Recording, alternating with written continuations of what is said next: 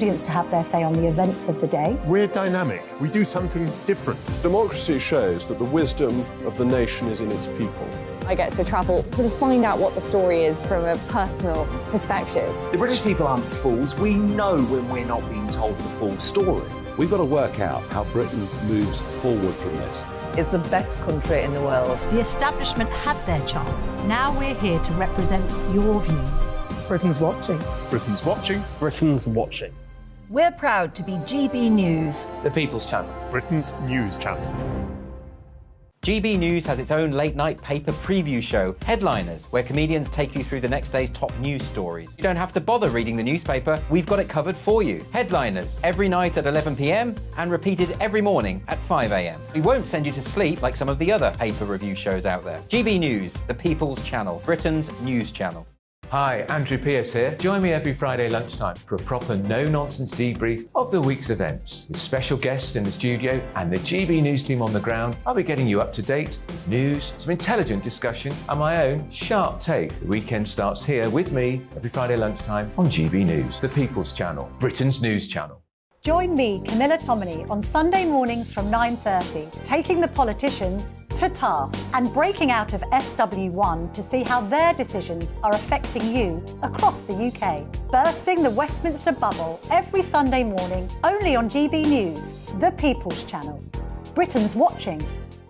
You've probably seen politicians interviewed 1,000 times, but we do it differently. We find out who they really are, we don't shout, we chat, and hopefully we bring a bit of light, not just heat. Did you know Kate Moss? Apparently. Do you have a pair of jeans or a pair of jeans? No, of course I don't. What would I do with them? My friends are like, oh my God, what's she doing now? Join me every Sunday at 6 for Gloria Meets, only on GB News, the People's Channel, Britain's news channel. I'm Jacob Rees-Mogg, the Member of Parliament for North East Somerset and a former government minister. For years, I've walked the corridors of power in both Westminster and the City of London. I campaigned in the largest democratic vote in our island story. I know this country has so much to be proud of. We need to have the arguments, the discussions on how we make it better. The wisdom of the nation is in its people. Vox Populi, Vox Dei. That's why I'm joining the People's Channel. Join me Monday to Thursday at 8 p.m. on GB News, Britain's news channel. Westminster is going around in ever-decreasing circles, followed by the media. Britain is broken. How on earth did we get into this mess? But more importantly, how do we get out of it?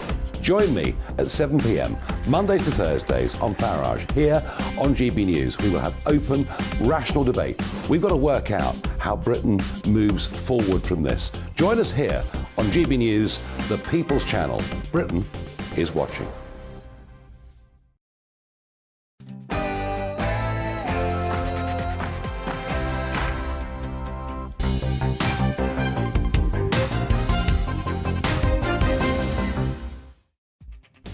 More lockdown files. I get the feeling that we are just at the beginning of this roller coaster ride. But also, what are the particulars of this Windsor framework over Northern Ireland? It's been almost a week now. We've had time to look at some of the legal details. Let's explore that after the headlines.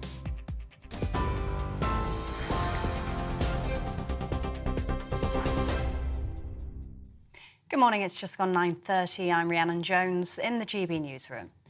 Matt Hancock reportedly clashed with then Education Secretary Sir Gavin Williamson over keeping schools open during the COVID pandemic. That's the latest allegation made by The Telegraph after 100,000 WhatsApp messages from Mr Hancock's phone were leaked to the paper. It claims the former Health Secretary said he was mounting rearguard action to close schools in December 2020. That's despite Sir Gavin fighting tooth and nail to keep them open. Mr Hancock says he's hugely disappointed his messages have been disclosed, adding it isn't in the public interest. Minister for Schools Nick Gibb told GB News the pandemic meant making rapid and difficult decisions. Those WhatsApp messages were messages where people were saying things in the heat of the argument. But I know Gavin Williamson very well. He respects teachers very highly. And of course there are big decisions that were being made, very rapidly during that period about whether to keep schools open and so on.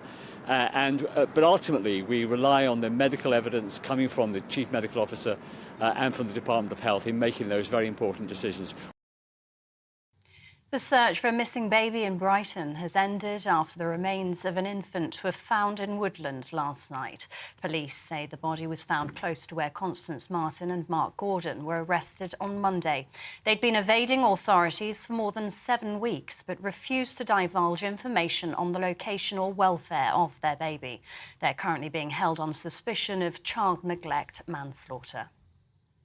And the Home Secretary has reportedly blamed political correctness for creating what she calls a blind spot for Islamist extremists to operate under the radar. According to The Times, Suella Braverman says the entire concept of political correctness should be banished. Her comments come just hours before the release of a final report into the 2017 Manchester Arena bombing, in which 22 people were killed. TV, online and DAB Plus radio, this is GB News. Now it's back to the briefing with Tom.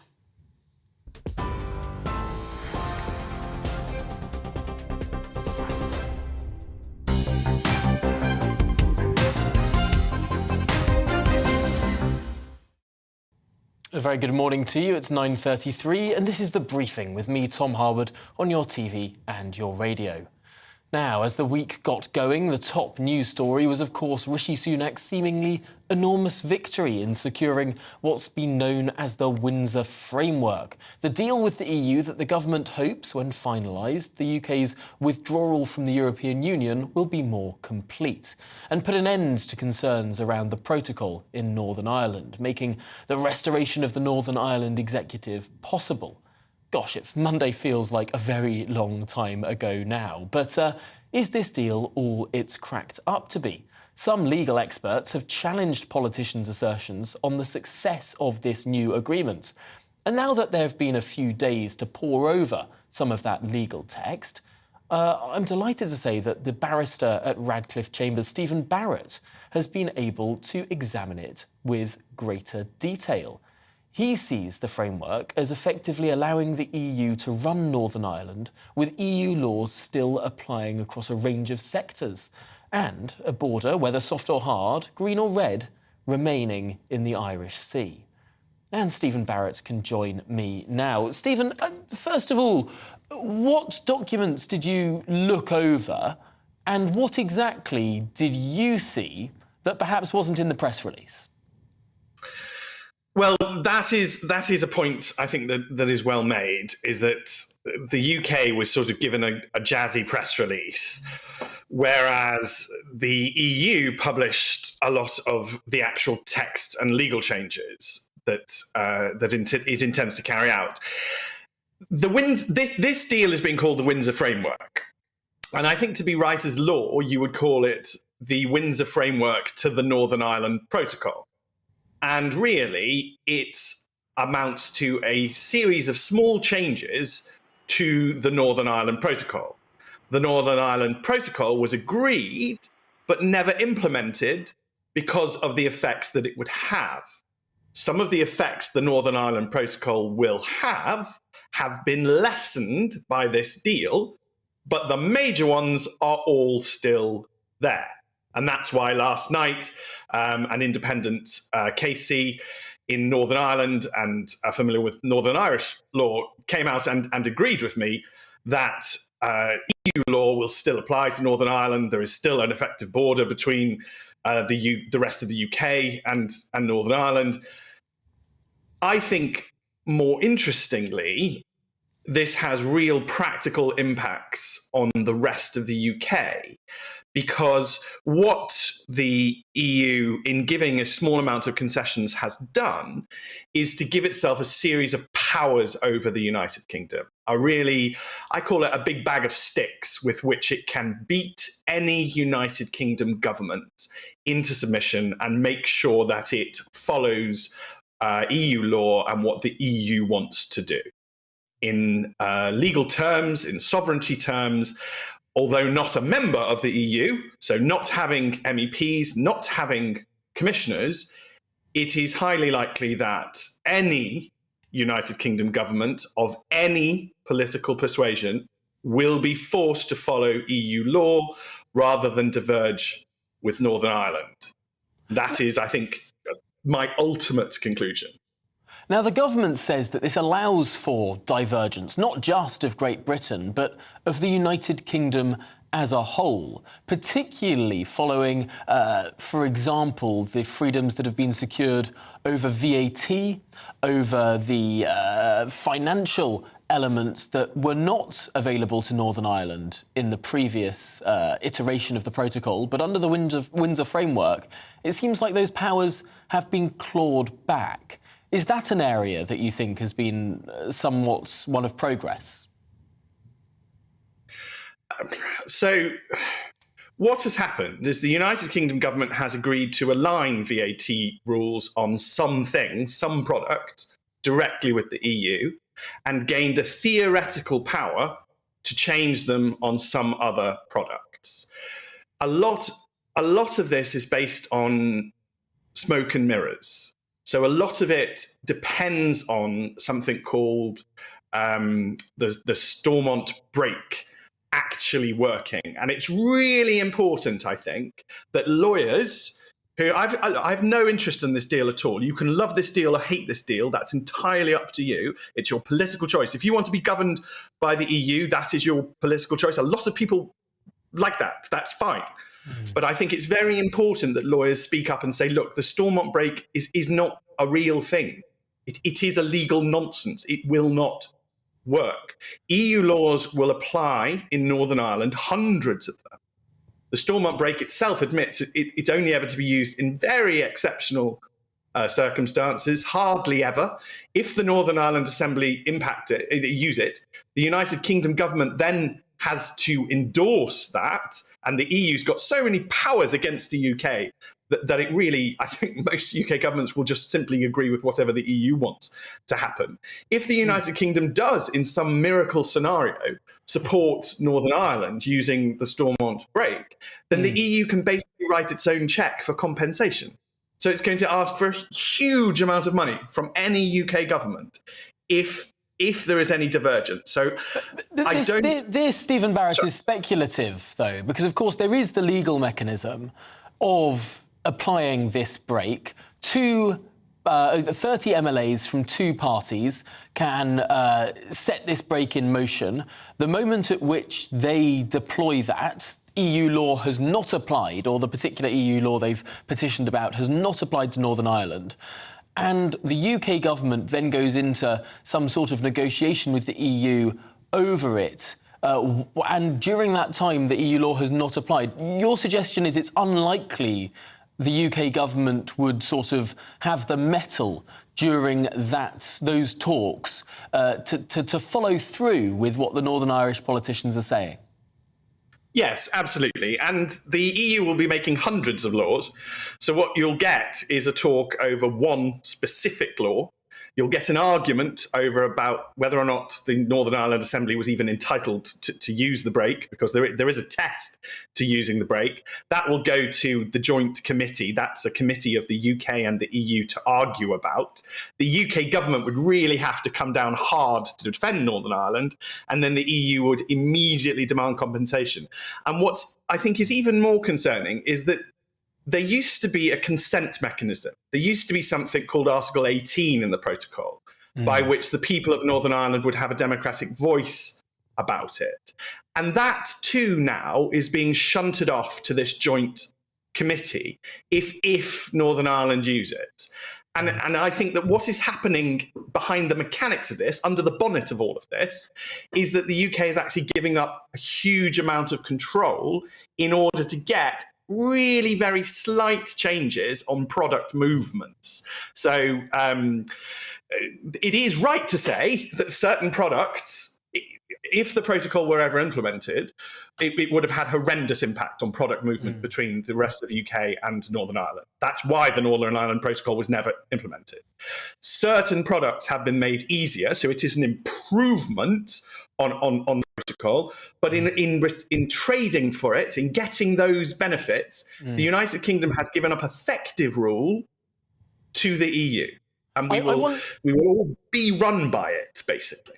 I wonder to what extent that could be a bit of hyperbole. The UK government says that less than 3% of EU rules will apply in Northern Ireland. Certainly there will be some EU scope of management, but ultimately the vast majority of law would still be of the United Kingdom. And to some extent there would be a sort of dual parallel set of regulations, sort of two markets working one on top of another within Northern Ireland, and two sets of standards that could exist in parallel.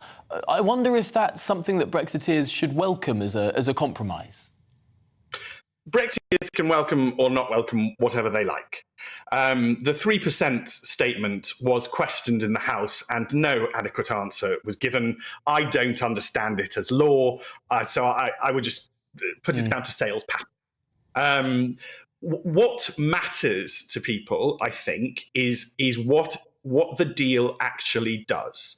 EU law will carry on applying in Northern Ireland. I couldn't give a percentage basis of how much that is, because we don't know what the EU is going to make as new law. I mean, if it decides it wants to make a law tomorrow, how would we know today? But EU law will carry on applying in Northern Ireland. The ECJ will carry on having its full function. We know that the EU has declared that from its point of view, there has been no substantial change to the original protocol. That's why I don't really like using the phrase New Deal or Windsor Framework. I think we should just call this the protocol. That's what this is. It's modified. Powers have been given away, but effectively it's still the protocol. And one of the things I'll admit that I don't stay on top of everything. I hadn't realised that the EU had sued the United Kingdom 7 times in the ECJ already over the protocol. And so we are conceding, or if this deal goes through, we are conceding that the EU will be able to sue us again as many times as it likes. The EU does love to sue just about everyone, including itself. I think there are hundreds of active cases that the EU has against itself currently. It is the most remarkable and confusing institution. But Stephen, I'm afraid we've run to the end of this interview. I could talk to you for the full half-hour show, but perhaps we'll have to do that another time. Thanks so much for joining us on The Briefing this morning. Really appreciate your thoughts and expertise.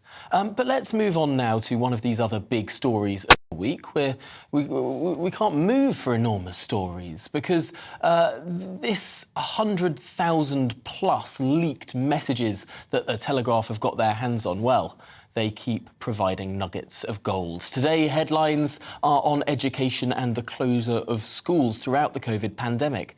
According to WhatsApps leaked to the Telegraph, Hancock said that the then Education Secretary Gavin Williamson was mad to try and keep them open, and that he was, quote, absolutely gangbusters after failing to persuade Boris Johnson to close schools at the start of 2021. Well, schools, of course, did not reopen until March the 8th after being closed at the start of January. But here's what the Shadow Schools Minister, Stephen Morgan, had to say on this issue. Labour was always clear that we should follow the science and use the best public health information available to us at the time. Now, if these WhatsApp messages are now telling us that ministers didn't follow advice, that's obviously a huge concern in light of the sacrifices the British public were making and the work of all those on the front line that were keeping us safe. But I mean, it's very clear to me that teachers and school support staff were doing their best in very difficult circumstances at a time that we saw ministers issuing last-minute guidance and not taking these issues seriously enough. And this is, I think, an example of all this Tory infighting that was the detriment to the British people. That was the Shadow Schools Minister, Stephen Morgan, there. But let's dive into this more deeply. Dan Falvey is the head of digital at GB News and joins me live in the studio this morning. Dan, I get the feeling we're going to get one of these stories every day for quite some time. Yeah, I think there's going to be some sleepless nights ahead for Rishi Sunak, because we seem to be having a fairly good week. He'd got this Brexit deal and he'd been able to kind of sell it as his success. It didn't look like this rebellion was going to grow, that's going to be absolutely massive. He was having a good week. Now all the headlines are all about what the government was doing during COVID again, which is exactly the sort of thing he wanted to move away from, make his own premiership about him and not about what was happening during the Boris Johnson years. And why I think he's going to really be resting with what's going to come is we've not yet had any leaks about Rishi Sunak. Now, this story could, as you say, run for days, and it will be when something happens to emerge about Rishi Sunak that I think Number 10 will really start to get nervous. It's interesting because Rishi Sunak built his reputation off the back of this pandemic as the money man who gave people free lunches and free money. We might well say that we're sort of reaping some of the consequences of that profligacy now. But at the moment, Rishi Sunak has a pretty unblemished, at least in the media, record of his time in the pandemic. I wonder if that's about to change. Yeah, I think it could change. I think even the bits which aren't about Rishi Sunak are going to have big impact. So we've seen today those messages about teachers between Gavin Williamson and Matt Hancock. It's not overly helpful when you're talking to teachers about avoiding strike action and about pay deals when this sort of messaging comes out. If this was the views of the government, I think you can find that the trade unions are going to be using this to their advantage in talks. And it's fascinating to look at the interactions between these different individuals. I've been reading these messages with fascination and sometimes quite a lot of hilarity. I mean, these are group chats. They're speaking as if... I mean, I'm in a lot of WhatsApp group chats, but it's remarkable to think that the Prime Minister and the Chief Medical Officer and the Health Secretary are in group chats discussing the pandemic in a very similar way to the rest of us. Yeah, I mean, you would have thought, you know, these are the top of government and making such big impact decisions that this might have been done over email with a sense of seriousness. This seems to be just, some of this is bouncing things around. There's talk of, you know, Boris Johnson having read things in the FT and saying, guys, tell me about this, tell me more. It's very much kind of talking things around, bouncing it off. And yet, isn't this the big defence of Matt Hancock? That these are WhatsApp messages that are to the exclusion of all of the perhaps more formal emails, minuted meetings, all the rest of it, that we're not seeing at the moment. We're just seeing sort of perhaps the more trivial stuff, these people talking in a less formal way on WhatsApp. And all these formal discussions are still private and have not been leaked. Yeah, and it is worth saying that Matt Hancock has come out and said that we need the full COVID inquiry when all this can come out, and he has said that some of these messages have been taken out of context. He strongly refutes some of the suggestions that this shows that he wasn't on top of his brief or that they'd not put this protective ring around care homes that we've seen emerging over the last couple of days. So he very much is saying, don't judge it based on this. You've got to wait for the COVID inquiry when all the evidence can come to light. And I wonder if now there'll be more political pressure on that inquiry to really get going. They've started to collect evidence. Matt Hancock said that he handed over all of this information to that inquiry already, but we haven't seen anything public from it apart from the very preliminary hearings. Yeah, and they have said that they're going to publish throughout this inquiry. We're not expecting it to take place and then for all to be revealed at the end. There will be as they go through, but this was an inquiry that's been long promised. It started earlier this year and we haven't really heard anything yet. And all at the same time, it's all coming at a big cost to the taxpayer. Well, Dan Falvey, thank you so much for talking us through those big issues. No doubt this will not be the last time we touch upon this subject here on GB News. But now I want to briefly touch upon a story that's been missed by much of the British press this week. On Monday, campaigners blocked entrances to Norway's energy ministry in Oslo. These protesters demanded the tearing down of 2 wind farms. It's a big political issue in Norway, but there's a twist. The campaigners calling on the Norwegian government to demolish these sources of green energy are being led by none other than Greta Thunberg. Yes, the 20-year-old professional activist appears to be diversifying what she describes as a climate emergency, clearly in this instance plays second fiddle to another issue, that of indigenous rights. Yes, the indigenous Sami reindeer herders of Norway are furious that land they herd reindeer on now hosts 151 wind turbines, providing green energy to Norway. They think the turbines are too big and too loud and disturb their traditional way of life. And Greta Thunberg agrees, saying that indigenous rights, human rights, must go hand in hand with climate protection and climate action. That can't happen at the expense of some people. Then it's not climate justice. And it's worth taking a second to think about that. Climate justice can't happen at the expense of some people. It can't happen at the expense of some people. Well, then how are we going to get the energy to run the lights in our homes or keep on the energy in our hospitals? Energy costs money. Energy transition costs a lot of money. Not that Greta's comments this week appear to acknowledge this. It's idealistic to the extreme. And it's incredibly naive. How can we take Greta Thunberg's words seriously on the imminent climate catastrophe, the end of the world as we know it, if the measures to combat that aren't worth spoiling the view for a group of Norwegian reindeer herders? The mind boggles.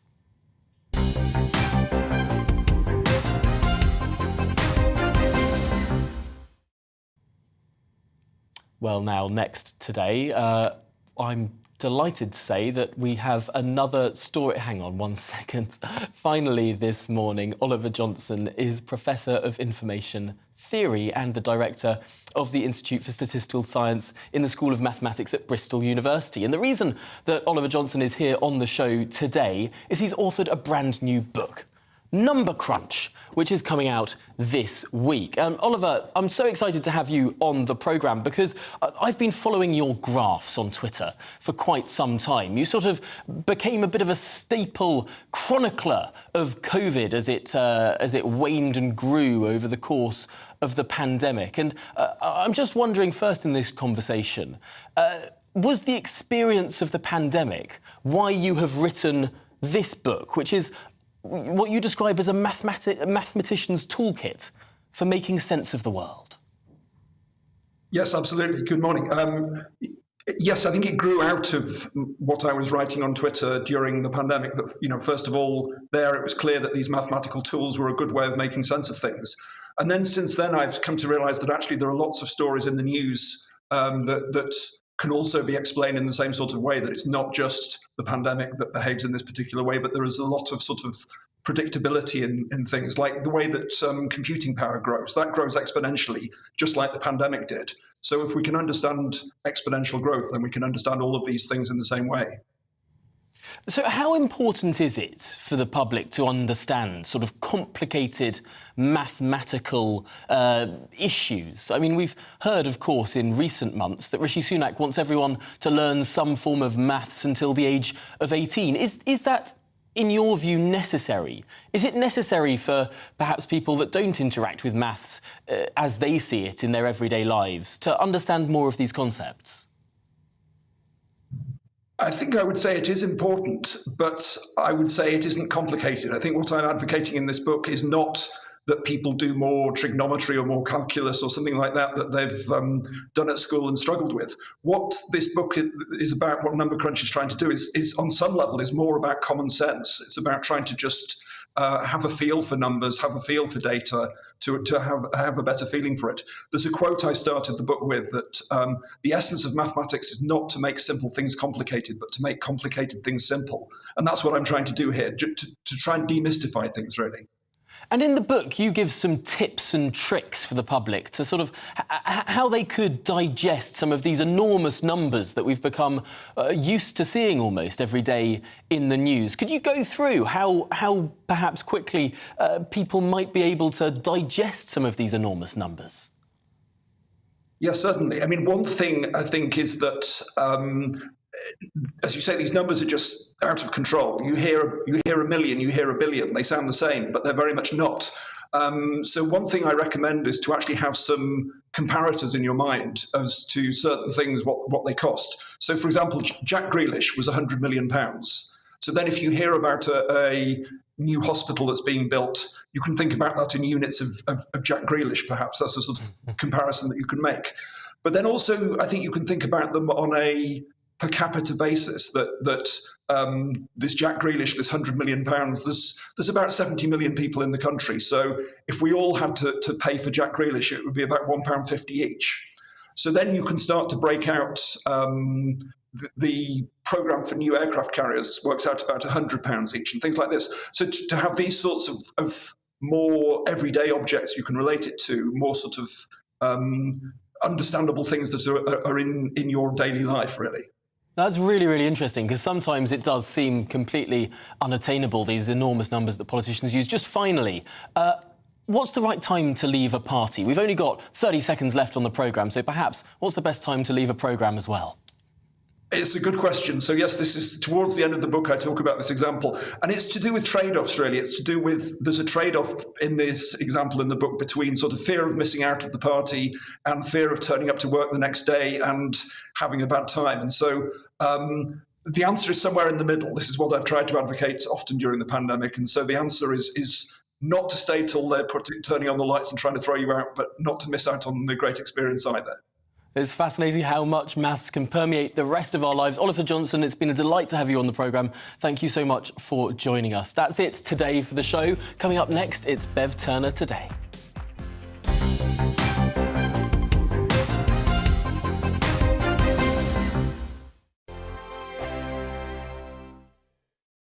I joined GB News because I was sick and tired of not hearing my views being represented, not just mine, but so many people that I knew and spoke to. I just couldn't get my voice out there. I couldn't say anything. I couldn't do anything. Whatever the narrative was, I kind of had to follow it. GB News is there to provide a voice for those who have been ignored by the establishment media. We think different things. We've got a different style. GB News is here to be optimistic and positive about the future. It's real kind of dynamic and flowing, with the audience very much at the heart of it, like a big family.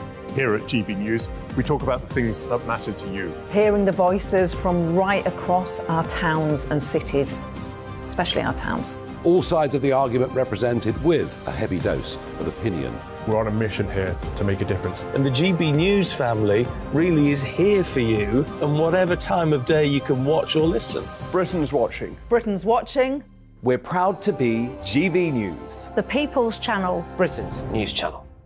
Monday to Thursday, 9 p.m. till 11 p.m. Join me, Dan Wootton. I'll bring you the sharpest takes and hottest debates. Do you not believe in prison? I don't believe in prisons. I'm completely stunned. I guarantee you there'll be no spin, no bias, no censorship. I actually was personally quite offended by it. And no reason to go to bed. So I guess they've always been quite woke. That's Dan Wootton.